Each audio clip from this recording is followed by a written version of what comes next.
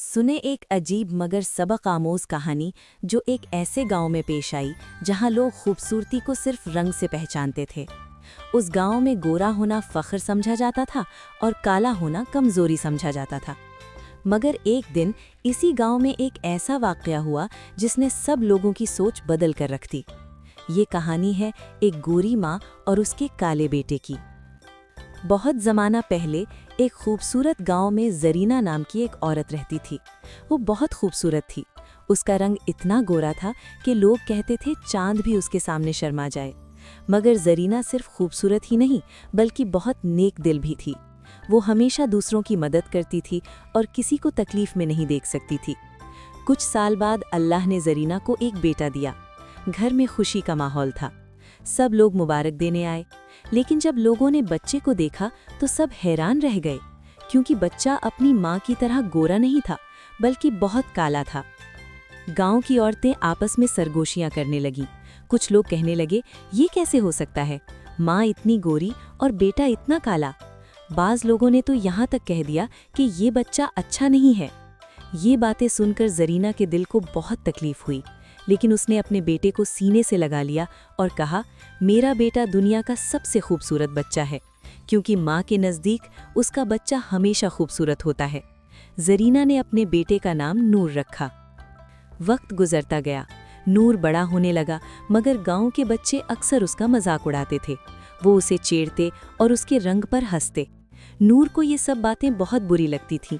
वो अक्सर उदास होकर घर आता और अपनी माँ से पूछता, अम्मी, क्या मैं दूसरों से मुख्तलिफ हूँ?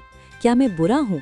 जरीना उसे प्यार से गले लगा लेती और कहती, बेटा, इंसान का रंग नहीं बल्कि उसका दिल खूबसूरत होना चाहिए, और तुम्हारा दिल बहुत खूबसूरत है। एक दिन नूर बहुत उदास था। वो अकेला गांव से निकलकर जंगल की तरफ चला गया। जंगल में हर तरफ खामोशी थी। दरख्त हल्के हल्के हिल रहे थे। अचानक नूर ने देखा कि उसके सामने एक अजीब सी रोशनी जाहिर हुई। वो घबरा गया, मगर वो रोशनी आहिस्ता आहिस्ता उसके करीब आने लगी, और फिर उस रोशनी से एक खूबसूरत परी जाहिर हुई। परी के चेहरे पर नूर था और उसके पर चमक रहे थे। परी ने मुस्कुराकर नूर से कहा, मैं जानती हूँ तुम बहुत अच्छे हो। लोग तुम्हें तुम्हारे रंग की वजह से तंग करते हैं, मगर तुम दिल के बहुत साफ हो, इसलिए मैं तुम्हें एक जादुई तोहफा देती हूँ।